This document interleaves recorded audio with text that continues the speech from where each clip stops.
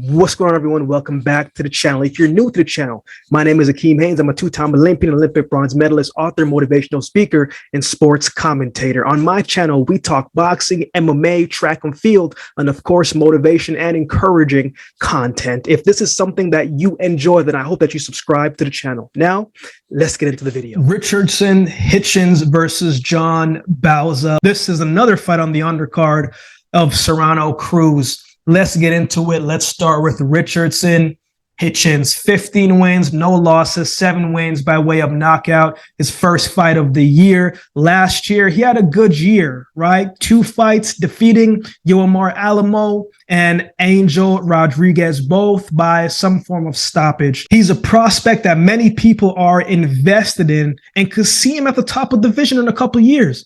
And Hitchinson has a lot of upsides, right? Hitchens has a nice, strong, stiff jab. He's a good counter puncher. He's patient, right? Lets off nice combinations, pushes his shots through. He's a guy that's patient in his approach. And once he kind of finds his groove, once he figures out your timing, that's when you'll see him really start to strategically break you down and land the correct spots needed where he can be effective. He's not a volume puncher, but he's an accurate puncher, picks the spots very well. He's a guy that likes to fight in that mid-distance range where he can use his reach and speed to land his shots and slip out of the way before you can return a shot. He's defensively responsible. He's got good footwork, moves his head off the line, and sharp reflexes. He has very good fundamentals, right? He's 2016 Olympian when he represented Haiti, I believe it was, right? So he's a very good, solid, sound boxer. When he fought Malik Hawkins,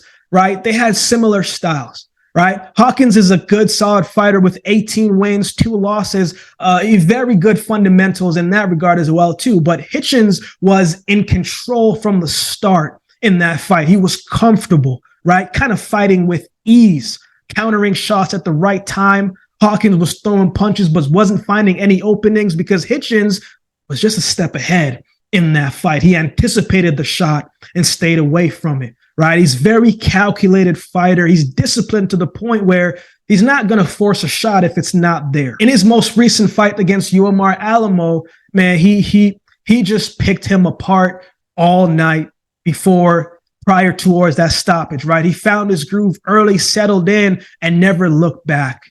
Right, the speed and the timing of Hitchens were tough. Was a tough act to follow from Alamo. Alamo just didn't have enough to offer in the form of resistance, and sometimes it's like that, right? So there's no doubt how skilled and talented Hitchens is. We'll see how he can build off this and continue his upward trajectory against a tough opponent with a similar style in a way, like John Bauza. John Bauza, 17 wins, 0 losses, 7 wins by way of knockout. This is going to be a very good test for Hitchens. Well, for both of them, because some of the things that Hitchens has success with, Bauza can do also, right? He's got good footwork. He lets off good combination, right? Mixes up his attacks well. He's a good counter puncher, good body puncher when he commits to it. Similar to Hitchens, he likes to fight a little bit in that mid-distance where he can stick with you and stick his shots and not be too far away from you that he can't counter you if you make a mistake. In his last fight against Tony Lewis, right, he was a step behind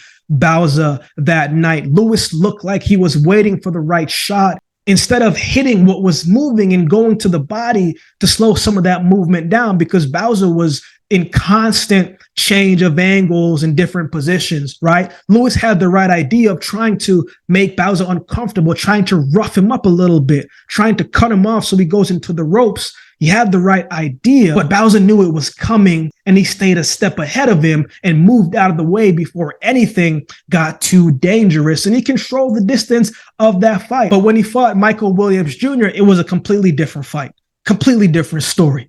Right? He started out much faster. He was more aggressive and let his hands go much earlier than he usually does.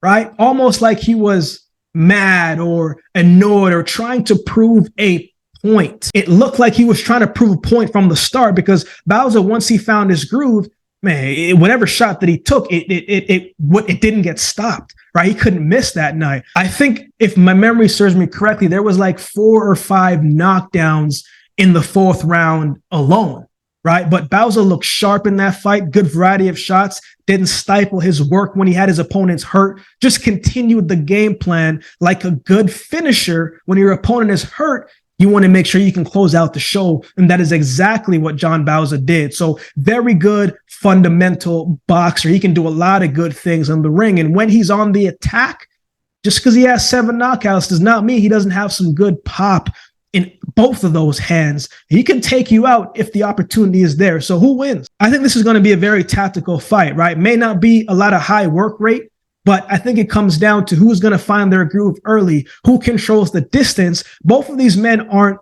inside fighters naturally, in my opinion. I think that's where it can make things a little bit uncomfortable, is maybe you have either guy change the pace of things and do something different and fight on the inside a lot more. But I'm not expecting it to be like that a good portion of this fight. I'm expecting it to be a very tactical and strategic fight.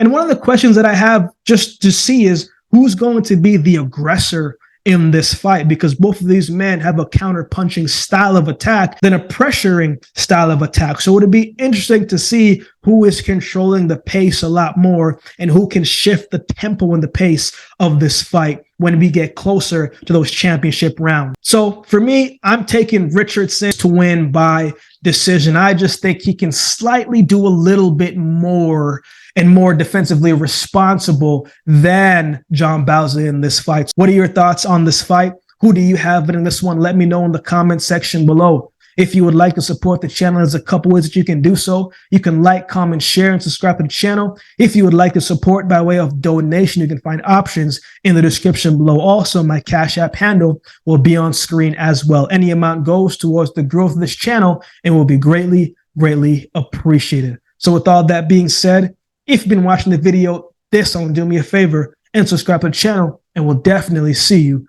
next time.